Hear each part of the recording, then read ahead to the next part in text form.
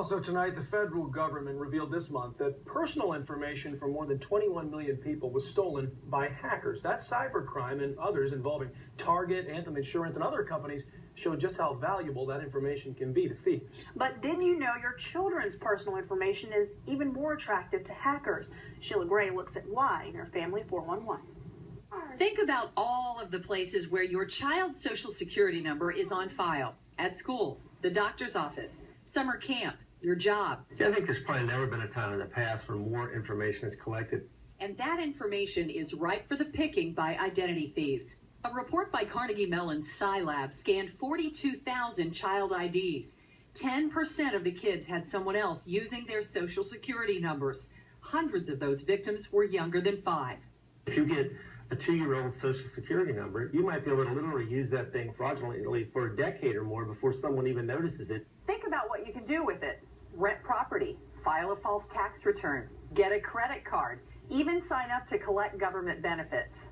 When Anthem got hacked in February, personal identifiable information for 80 million people was compromised. Hatter says insurance companies, hospitals, doctors, any place which has your health information, they're increasingly attractive to thieves. The Medical Identity Fraud Alliance reports medical identity theft rose by 22% last year alone. Medical records are worth up to 10 times more than a credit card number. Most health insurance organizations, most healthcare organizations have no fraud protection whatsoever. This is a fairly new phenomenon, so they're just starting to pay attention to it. And while credit card fraud can be detected in minutes, medical ID theft can take years to discover. So look for these warning signs. You get a collection notice or bills for services you didn't buy. You are denied government benefits because benefits are already being paid using your social security number. You get benefit statements for your child for benefits he didn't receive. Or the IRS sends a notice saying your child didn't pay income taxes or her social security number was used on another tax return.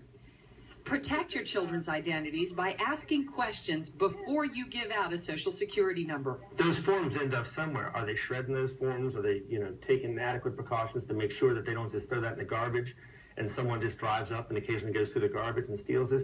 And if information stored electronically, ask, is it cloud-based? What security precautions are being taken? And what security advice or services are being employed? If they get enough people asking questions and they start to feel pressure about it. In the meantime, think about signing up for identity theft protection for your whole family from a company like LifeLock, Identity Guard, or MetLife Defender. The price of prevention could save you a lot of headaches later. As Barney Fife would say, try to nip it in the bud. Sheila Gray, watch Fox News.